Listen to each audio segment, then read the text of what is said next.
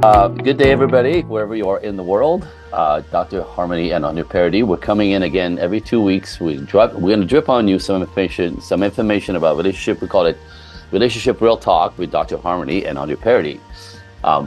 So we're both ends of the country coming together to blend it, mix it up. And today, again, we come up with a different topic every other week.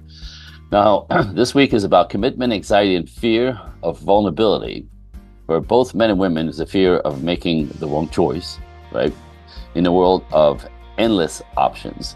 It's interesting, in my world, in relationship coaching, and you're probably aware of this, right? There's always a polarity. So in every relationships, the ones that actually go on and work, even if they don't work, the ones that actually manage to kind of hook, one person is always afraid to get dumped more. Mm-hmm. The other one's afraid to lose themselves in a relationship more. Mm-hmm.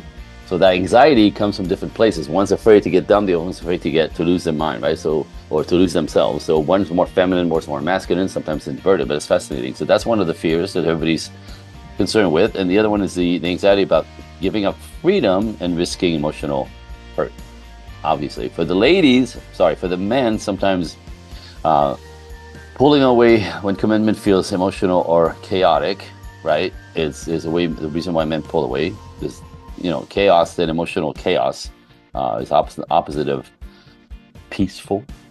Masculine one, peace, harmony, easygoing, warmth, right? So on the ladies' side is often they want more clarity about the future, like sooner than men seem to want it, right? Where's this going? It's something the ladies say a lot more. Now, this is interesting. Interpreting hesitance as a lack of interest of commitment. Interpret it, not reality, right? That's not what men do, but it looks that way. And again, that creates chaos and disconnect.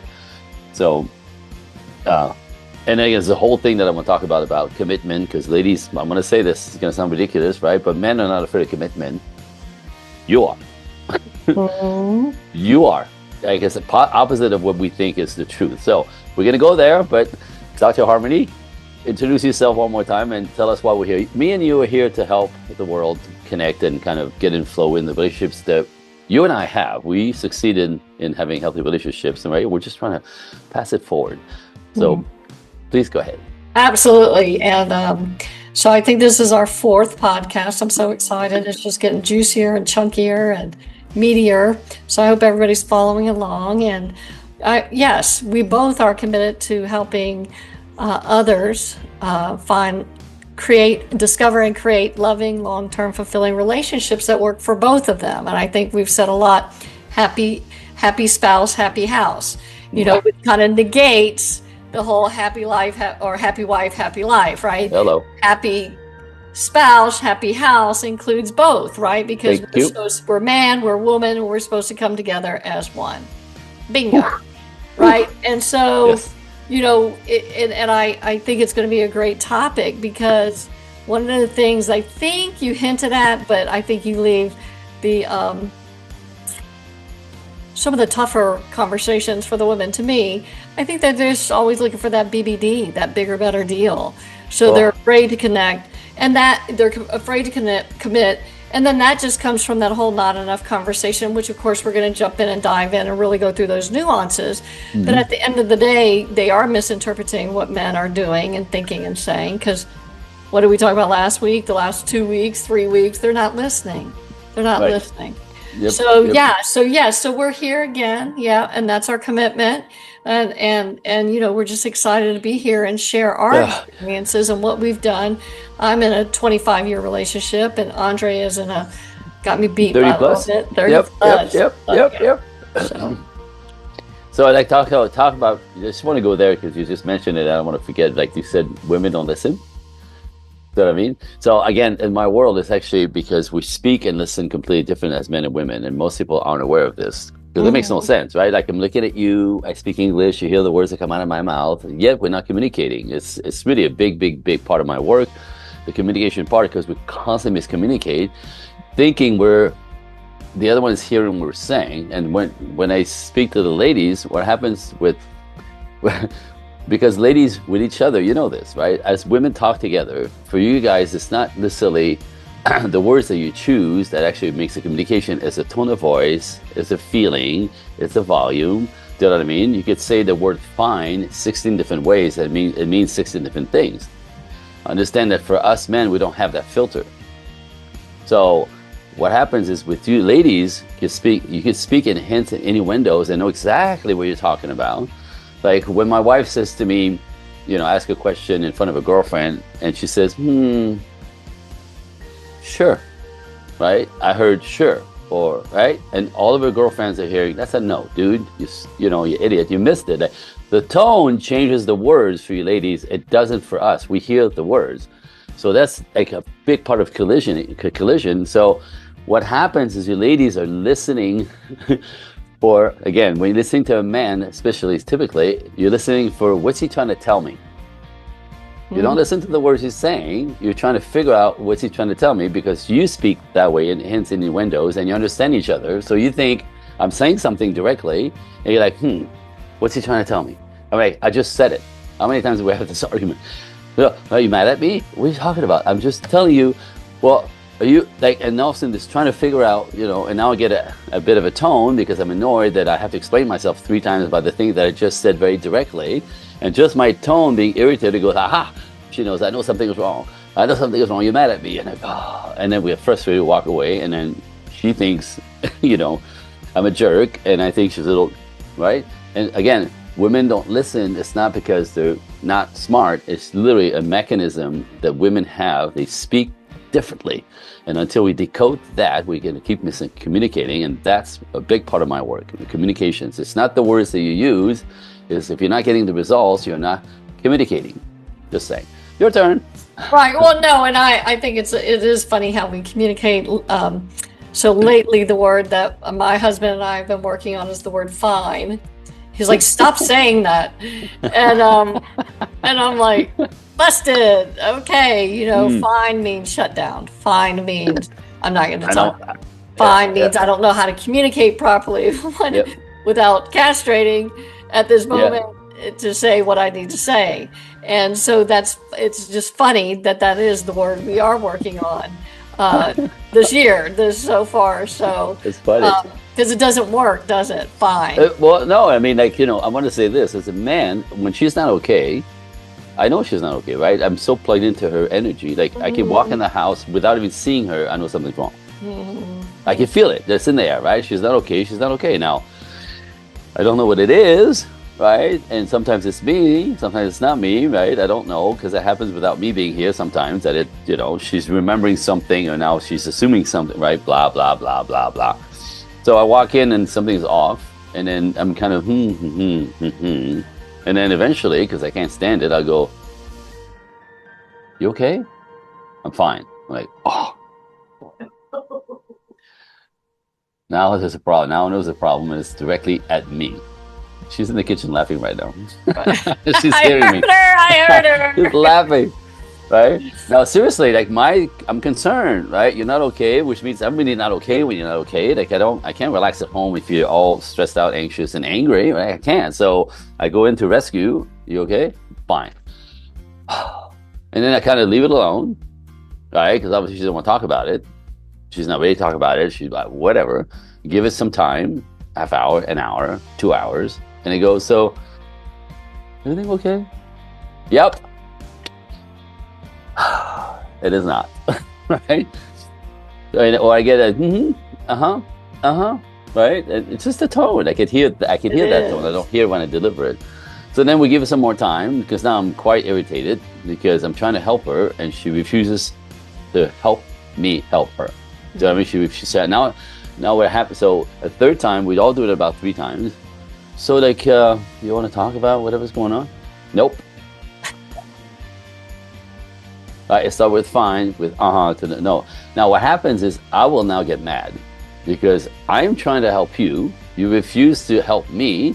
And actually now I'm realizing that the third time, after I give you space to kind of relax, land, and maybe think about it, now you're actually trying to make me pay. Now you're making me pay for the things I know nothing about, because you are turning it on me to make me feel bad, even though I know nothing about it, right? That's not fair, ladies. That's really not fair. That's really messed up. So I keep keep in mind, like, we want to help you. We want to rescue you out of whatever's feeling. But if you're going to make us pay for it, now at that point, by the third time, now I'm angry. Now I'm going to pull out. Now I'm ignoring you. Now I don't care, what you're mad about. Because now you're going to pay for making me the enemy on something I have no idea about. Think how insane that is, right? So again, this is the game that we all play if we're not clued in and we don't understand. We don't use the tools or, actually really act like grown-ups. You can be mad, ladies, and you can say, like, if you're not ready to talk about it, right? My wife and I came up with this code. Are you okay? I'm fine. I'm like, no. And then she'll go like this. I just need some time. Just need some time. Now, I could take that, right? That's a communication. Like, I need some time. Like, don't make me talk. I can't. Right? Until she actually gives me the clear, right? Or I'll check in and, okay, right? Like, she's not ready. Now I can respect that and have empathy for that, because I know when a woman's stuck in her feelings, she's stuck in your feelings, right? So I can't force it out of you. I'm not gonna, now you're gonna get mad. But to make me pay for it, like, ongoing paying for something that I know nothing about, completely unfair. And this is when men pull out. They go to the garage, they go to Home Depot, and you think, see, he's a jerk, he doesn't care. No, you try it 3 times. Okay, your turn.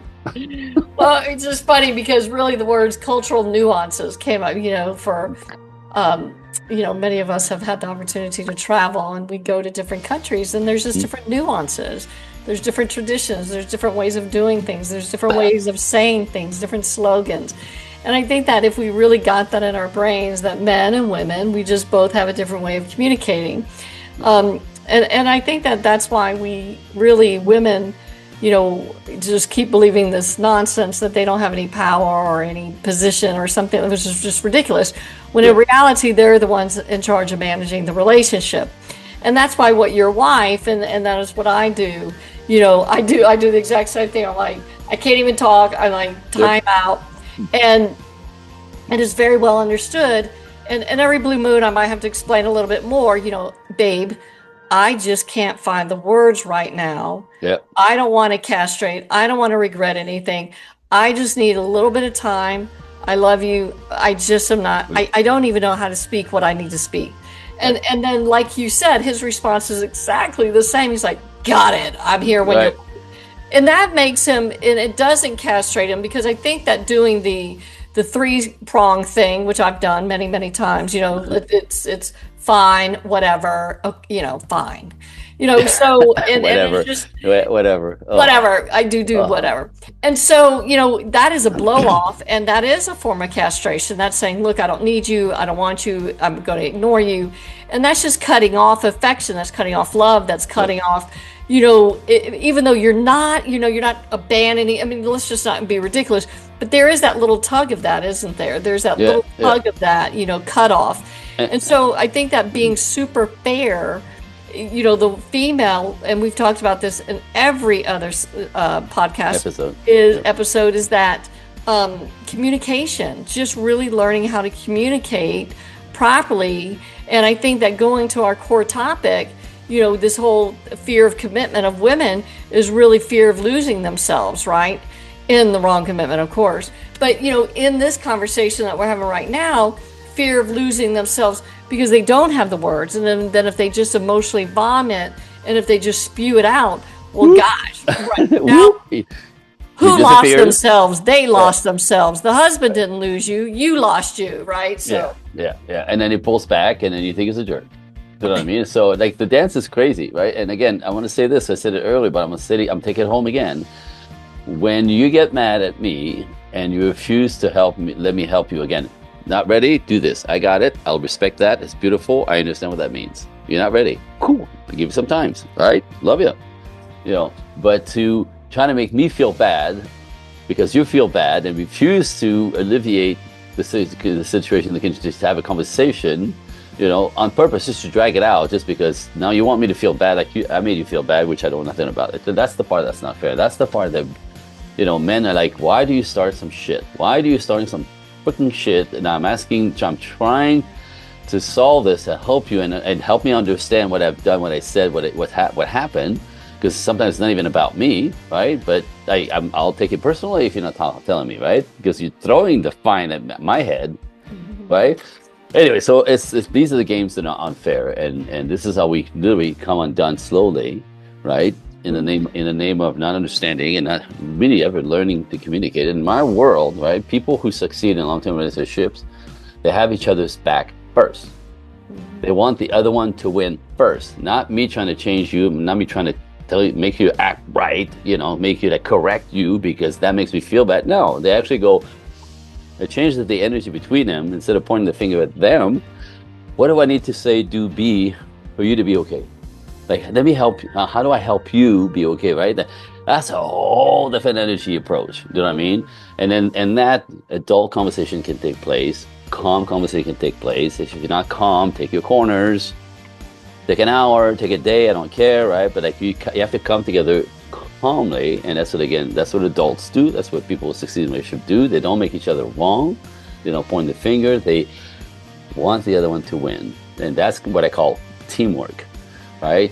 Teamwork, two different energies, two different human beings, two different sets of hormones, two different, processing machines that confuse each other all the time. I get it, but how do we come together? I mean, having conversations. Anyway. But I think it's so interesting how even in these long-term relationships, in my Queen Circle classes, it's fascinating. I love the older women because it's like, are they newly married or have they actually really been married for 35 years? And they have, right? And that whole letting go process, and it's called forgiveness. Forgiveness in a relationship is just so incredibly challenging, but it really is the super glue. Forgiveness is not letting somebody off the hook. Forgiveness is not stating what occurred or what needs to be cleaned up. The forgiveness is just not, like you said, punishing that person, holding it against them. I'm constantly asking my husband for patience. I'm like, okay, I know I need to find the words. If you could please be patient. So now I've actually given him something to do. I've given a request. He gets to be my hero. I know he's there. And so it's just been a really, it's been a great testament to, even during these tough times when things are really trials and tribulations, having these tools or having this way of being. I wouldn't even call it a tool. Forgiveness is not a tool. Wanting your partner to win is not a tool. This is just a way of being, isn't it? Right.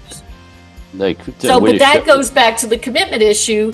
Women, are constantly worried that they are in the wrong relationship because we are constantly comparing to Susie, constantly comparing to the neighbor, constantly comparing.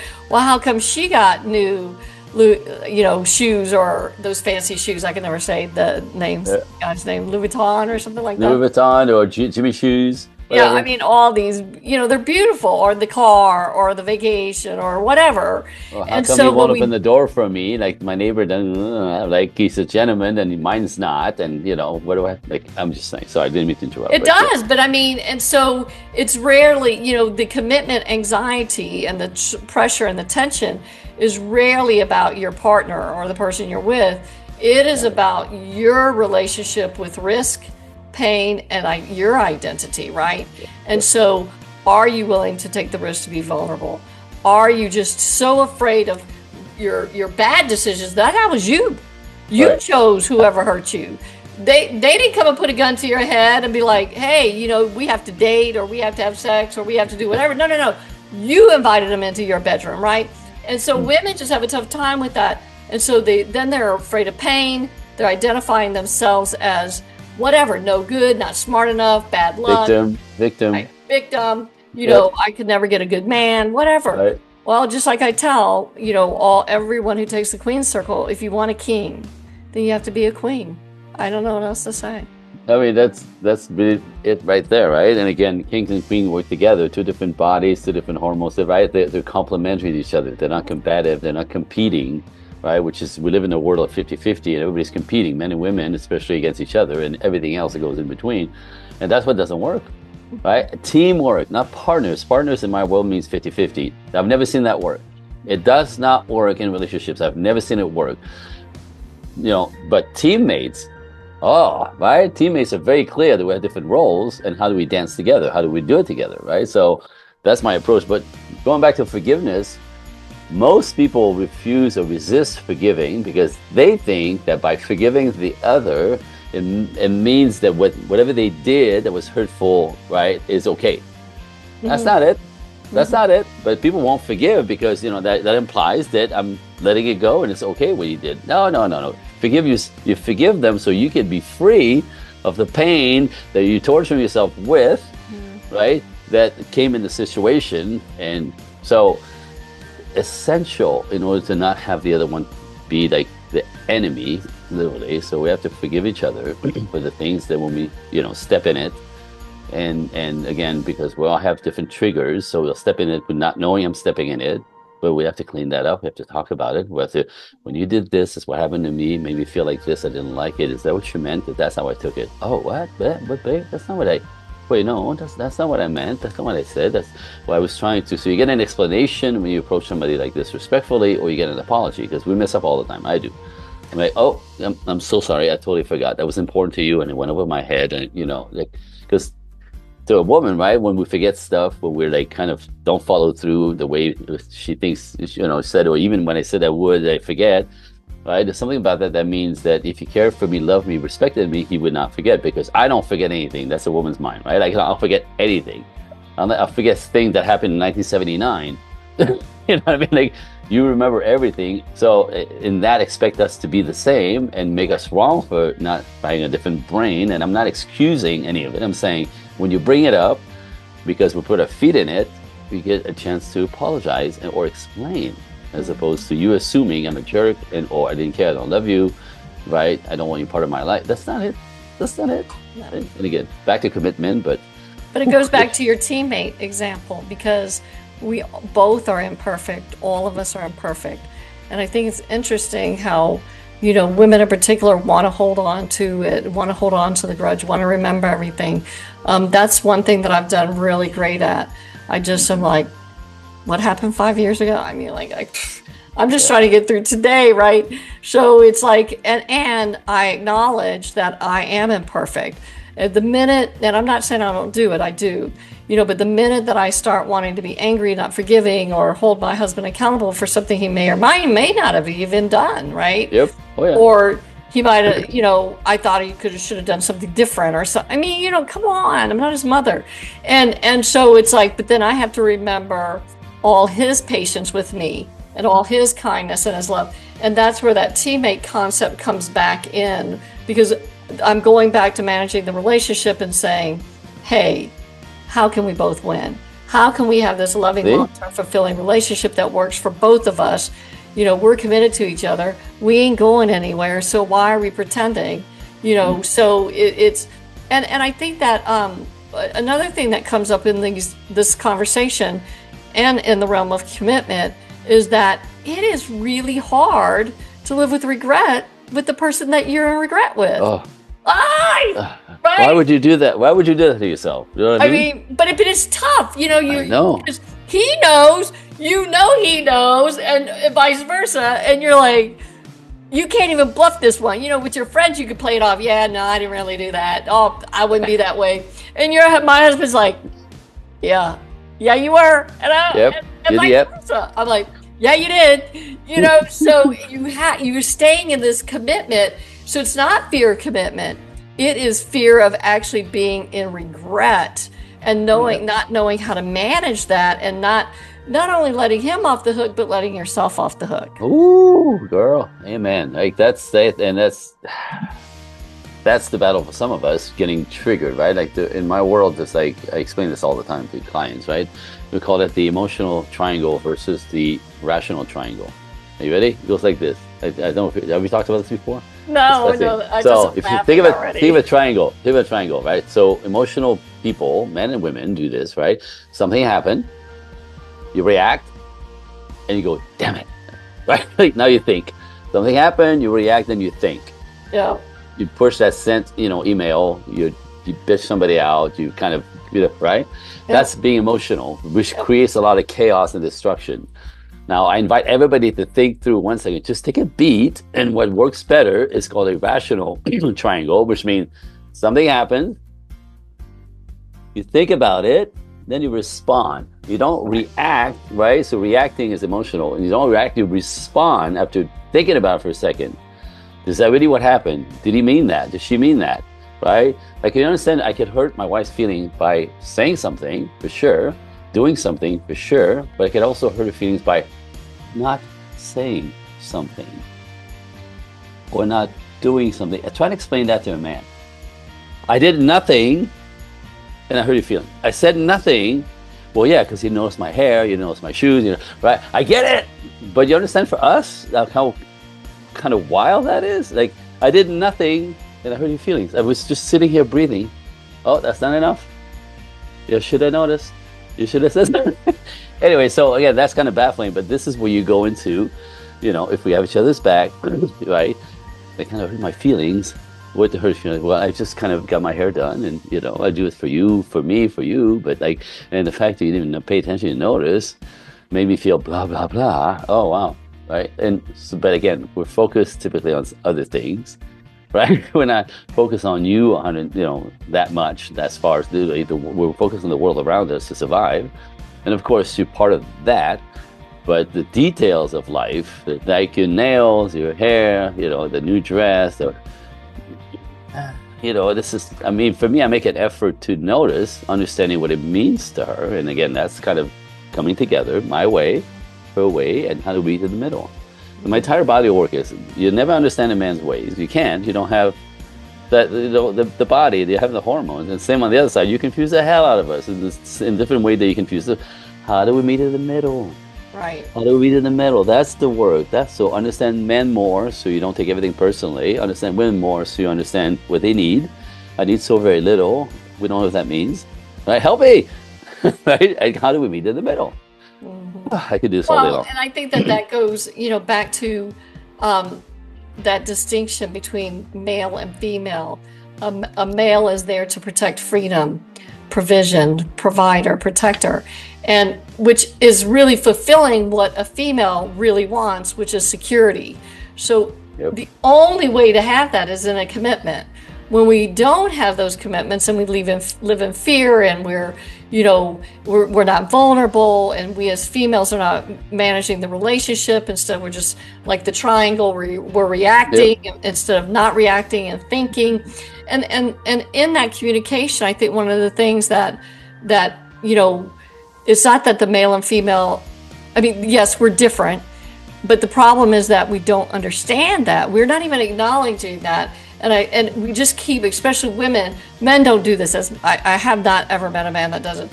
But women are like, well, gosh, why can't he just change? Why can't he just be more like this? Why can't he be? And they're really saying be more like me or do it my way. And so, but going back to the conflict, when we don't understand, one of the things that I know that I do, and I do recommend to females, is before I get my feelings hurt, a lot of times, not all the time, but before I let my feelings hurt, I'll go, hey, babe, I know you really love me. I can tell you probably, you always have busy days. Could you just please explain what this meant, what you meant by this, so that I can better understand your position? And that way, and I've never had to be, I was trying to be a dick to you. That's never happened, right? Right. Never, right. Never, ever. Right. It's always like, well, I was a little distracted, but what I was blah, blah. And then there's that clarification. Yeah. And then I get that security again. But that's because I'm managing the relationship instead of acting like a triangle. And I love how you go up, down, and then here's that continuum, isn't it? Yep. It's the continuum. Yep. We get to continue the relationship instead of going stuck. And then we wonder why the sound's the same. Ding, ding, ding, ding, ding, ding, ding, ding, ding. You got it. We're just like little pinballs. So I think that's really important to remember, especially for females. Ask for clarification. And you can do that. And then go in timeout, right? If you don't like it, then go in timeout. But ask for clarification. So the way I do it, that I think is and again, I'm a linguist, so the choice of words is super important in what you're trying to convey, communicate. You know what I mean? In all layers. But we forget the impact that words and the choice of words really have when we're trying to even say something that's obvious to me. But instead of please explain to me why you said that, right? I go, I go, I know you're really busy. I understand that. I love that about you. And you always like, take care of everything. However, when this happened, kind of, I took it like this. I don't like it. It hurt my feeling, right? Help me understand, babe. Mm-hmm. Help me understand. Words that are not attacking. It's not demanding. It's, I'm stuck over here. Help me understand what you're thinking. Now, you have to do this not a week later because he won't remember. Not because he's stupid. It's because he's got the things that hurt your feelings you will remember. But if I don't know that hurt your feelings, it kind of blends into the day, right? So you have to do this that day or the next day or so. Don't wait a week to bring something up because he won't remember and you'll go, what a jerk, because you're still stuck on it, right? Ladies, make it fair. Like make it, again, set him up to win, right? Just set him up to win. You get your feelings hurt. You're responsible to clean that up because he's clueless until, you say it to him. It's not fair to, for him to be in a crap house just because you refuse to, you should know better, and now you're hurt, and it's his fault. Right? Well, he doesn't know. He doesn't know. Like you can't put him in a shit house, the dog house, without him knowing, right? At least, because then again, he could explain or he could apologize. Mm-hmm. That's what adults do. Well, but then this goes back to a very incomplete and very non-positive commitment. Because when there's this is where the loss of autonomy comes in for both. Because in this emotional chaos, the structured partnership, the structured team, the team where it works, right, is now separated. Yep. Because the man is going to pull away. He feels uncertain and unstable and emotional instability. She, I've heard that men think when it's unpeaceful that there's a trap, there's something to look out for. Oh my God, I got to be on guard, right? And then the woman is just more nuts because he's pulled away, and like we started out with, and she's translating that as I'm not enough at some level, somehow, some way. And that lack of clarity, all that emotional chaos really is unsupporting what she desires, which is security, love, and because to bring him closer. Right. By not attacking him, but say, this is what happened to me. Right, but she's the one causing it with all the drama. Now, I do know, and I think we've touched on this a little bit, and I don't want to really go down this rabbit hole, but I have seen more men that are dramatic. Like, I'm like, and I really would like to comment on that for any man out there that is imitating woman and being dramatic and causing that emotional chaos. That doesn't work. As a matter of fact, it just rips out the carpet. It rips the carpet out from underneath a woman. She's like going, and I've heard this over and over in class. She's like, well, what do you do when they're emotional? What do you do if they're the ones that are dramatic? They're a nervous wreck all the time. They have no stability in their life. They have no place to go with their stuff. They have nobody to depend on. Because he's going to be a drama queen. Two in the house. Holy cow! Feel sorry for the children.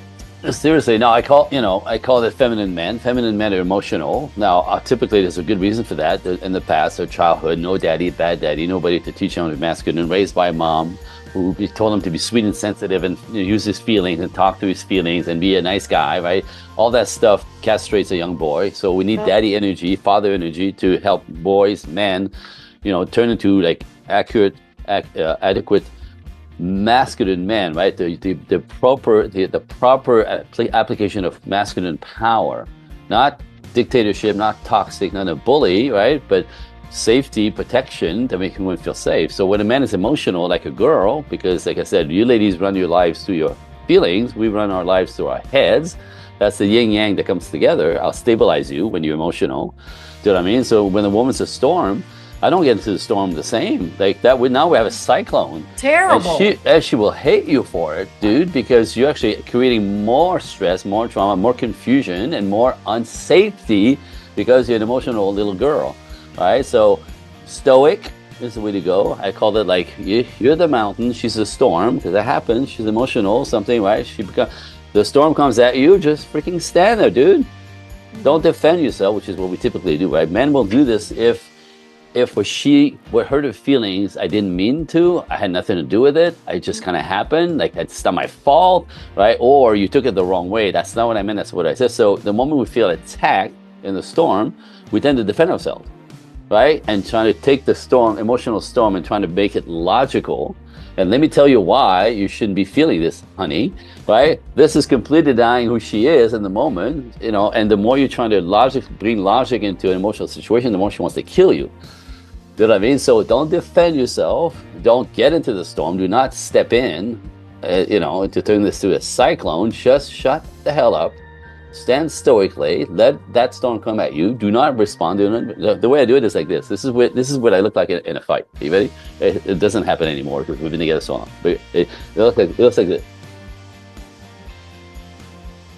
Blah blah blah blah blah blah blah. Blah blah blah blah blah blah. And eventually, because I'm not pushing back, energy drops dramatically. Right? It's like a storm hitting a mountain. It just killed it. Right? Not 3 hours, like 15 minutes, 20 minutes, boom, it kills it, right? All I have to do is this. Stay connected, I'm right here, I'm listening, I'm hearing you, and I'm just letting you storm it out, because it's frustration that has to come out. I get it, right? But I'm not going to step in that storm, right? For our sake. So I'll do this, right? And eventually, God, it's either the storm calms down, and typically there's tears on the other side of that, because there's like, oh, a relief, right? Now she's crying, right? And I'm just like there going, wow, that was a lot. That was a lot. Yes. Right? So, Right. do you feel better? Do you feel better? Okay. So how do we get here? And everything's calm. All of a sudden, it's like, oh, shoot, that's what.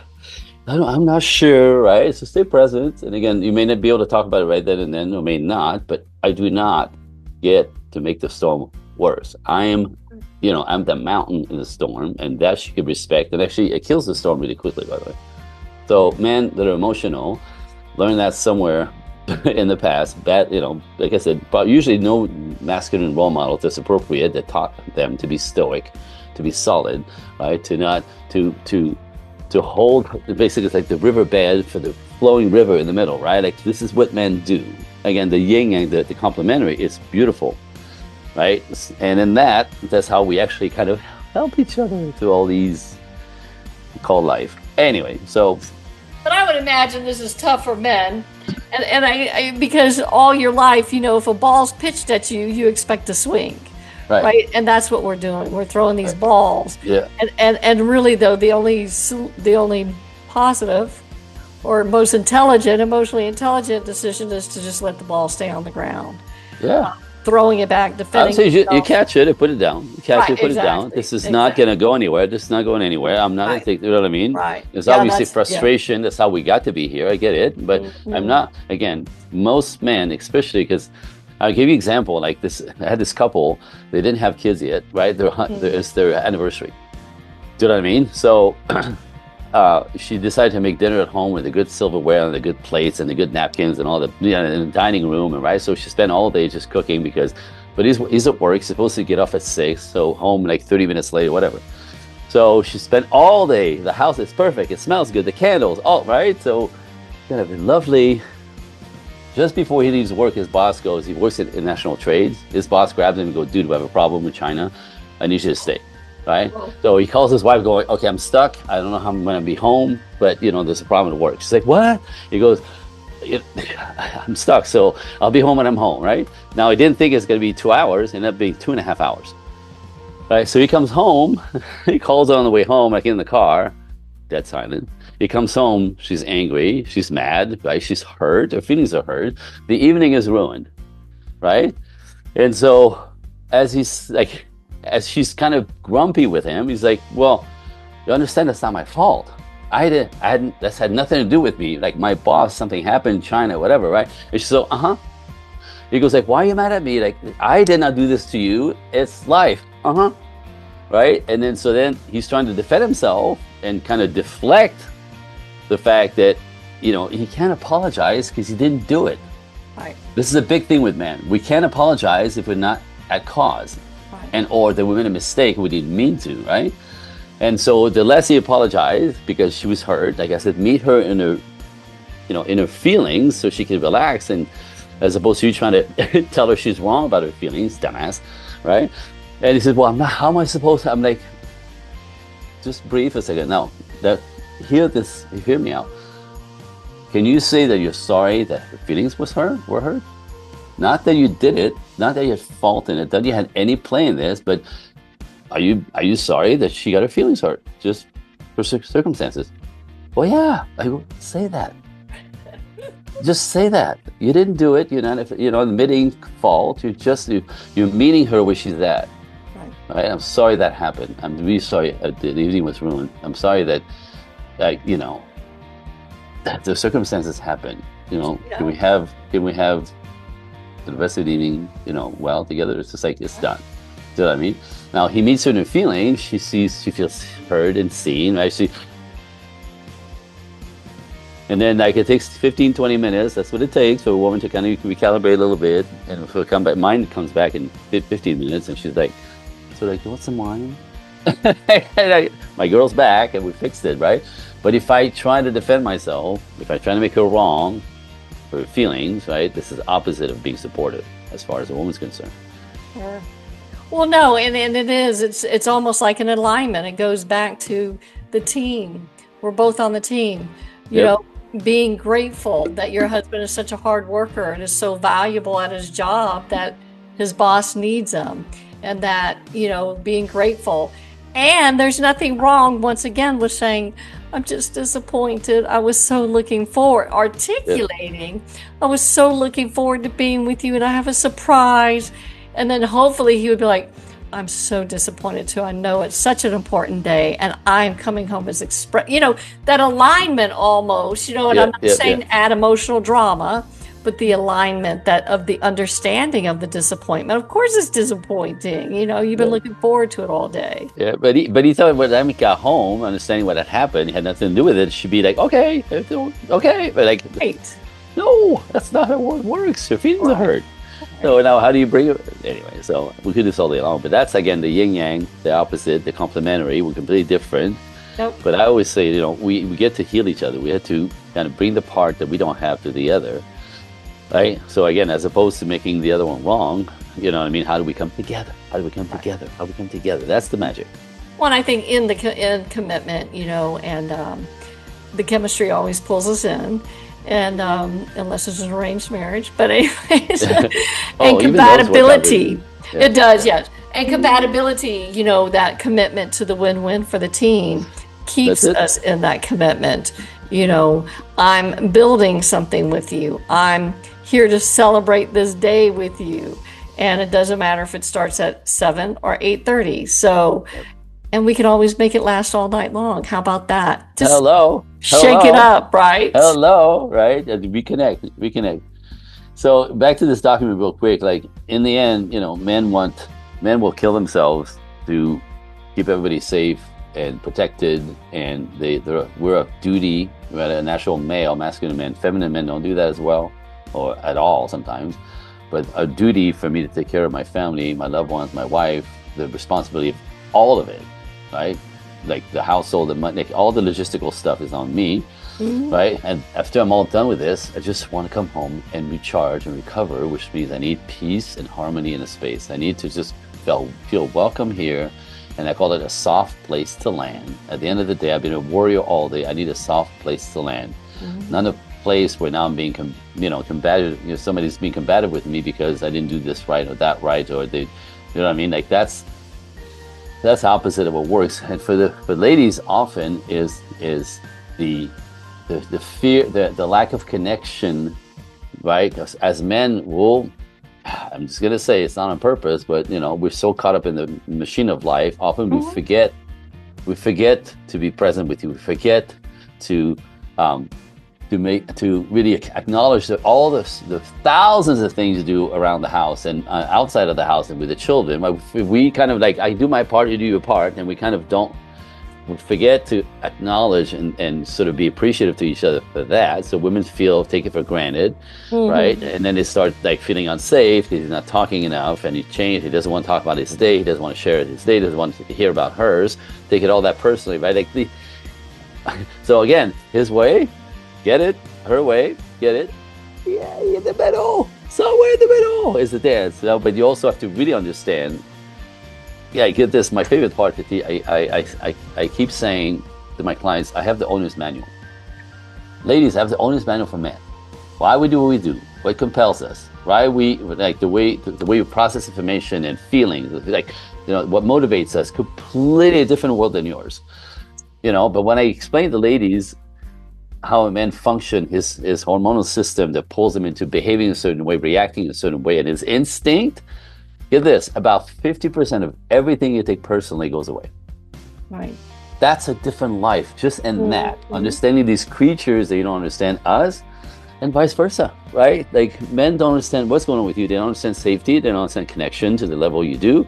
They don't understand, she needs to be seen and heard and touched and talked to, right? Again, the connection that she questions every day, right? We don't question the commitment. I married her. What else does she want? What do you mean? I married her. Like, what's the problem? What do you mean, do I love you? You see everything I do. I come home every night. I work my butt off. I pay for everything. I manage the house. What do you mean? Look what I do. But a woman needs to hear it, right? So, like, that whole yin yang is so ridiculously opposite. How do we meet in the middle, right? So, a woman needs to feel connected, to feel safe, to be really in flow, to be feminine, to be happy, to be lovely, to be happy to see him at the end of the day, instead of, God, I had a guy call me one time. He goes, my lovely wife for 10 years. She used to be so lovely and charming and happy to see me. He says, now I come home. She looks at me. She goes, oh, it's you. And she goes in the kitchen. He goes, I don't understand. I do everything right. I come home every night. I work my butt off. I don't cheat. I provide everything. You know what I mean? I go, yeah, she feels disconnected. Take it for granted. You don't appreciate her. You don't talk to her enough. That makes her feel like that. Right? I had like 8 things without even talking to her. He's like, oh, they need that, huh? I'm like, Yep. But again, we forget sometimes we're more intensive in the beginning, then we get into these life rut, I call it. We forget each other. You can't. I do this all day long. I'm sorry. Well, and that's why, in summary here, we've got this commitment, a commitment of marriage. And when we choose wisely, and even when we don't choose as wisely, it is simply, remembering that none of us are perfect. I'm not perfect. He's not perfect. And when you choose to build with someone imperfect, it really just amplifies your growth. It amplifies who you are. Staying in that commitment, avoiding commitment doesn't protect you. It just delays your growth. Love does require a risk. And I ask myself this often, what is the price that I'm willing to pay for something real? And yes, it hurts and it's tough and it's, especially when life comes at you and hits you and you might not agree, but at the end of the day, it's like, in that commitment, being with someone who's imperfect, me, being with someone who's imperfect, my husband, and coming together, in that commitment, bringing out the best in me, bringing out the best in him, coming together to create that long-term, loving, fulfilling relationship. That is, there's not much. It's worth every struggle. It's worth every growth. It's worth every wall that I've let down. It's worth every vulnerability chance that I've taken, whether it worked or not. Whether my feelings got hurt or not. Because at the end of the day, I know that I would not know the love that I have today. And I would not have the relationship today if I was not willing to set aside my arrogance, set aside my judgment, and just be in a state of love, forgiveness, and grace, such that, loving, like the commandment says, love others, right? It's not even about loving myself, because when I love others, it's just by default that I'm loving myself. And understanding, I get this all the time. Men and women will say stuff like, I need to work on myself. Like, I need to find myself. Sure, I get it. Do your work. However, you're only going to find yourself when you get in a relationship, because the person in the relationship is a mirror of you. When you're unreasonable, when you're out of control, when you're like whatever, like it's a complete mirror. They'll see them respond, right, and back and forth. So it's in the relationships that actually we grow. Absolutely. Doing your trauma work, absolutely fine. You have to, I get it. But to stay isolated because you're working on yourself and you're doing your best life and all that kind of stuff, thinking that you're going to get settled over here and then come into a relationship. No, because the collision and the teaching, the learning all comes in the dynamic. So do your work, but find yourself in relationships so you could grow and understand it's in that, and the challenges come with that, the opposite, the polarity, the yin yang that is completely the opposite, if we both want each other to win, if we both have each other's back, if we're in it together for the long term, it's a very different approach to like conflict and hurt feelings, right? It's just we respect each other in that and want the other one to win, and together we all win. Yeah. I could do this all day long, darling. That was amazing. I love you. I love the part that you bring that I can't say, right? As a man, the things I can't say, right? And vice versa. So vice I think versa. you and I is a beautiful cocktail, and we're gonna do more and more and more of this. So again, we're coming on at 11:30 Pacific every other Friday. Every day Friday. So you can see us coming, like I said, live on Facebook on my side. We're trying to mix the channels so you can go on both sides, Facebook and YouTube. We'll work it out. But for now, like I said, come look for us, right? Yes. So relationship real talk with Dr. Harmony and Andre Paradis. Until next time, darling. Last words? Well, I didn't want anybody to forget about your TED Talk. I think it's live now. Oh, yeah. No, it's not live. We did it last Tuesday, but because there's 6 speakers, there was 3 cameras. They have to edit each speaker and the camera angles. So they're talking about 4 to 6 weeks. Okay. Right, and then it's released. So, yeah, it's going to take a minute, but as soon as I forget to let us know. Absolutely. I get a copy first before it's even released. So I think I have permission to share that when it's in my hands. And so, yeah, so look for it. I'm very proud of it. I'm very, very proud of it. And the lessons in it are, I think, kind of cosmic. Awesome. Well, fantastic. That's it for me today. We'll be here in 2 weeks on Friday.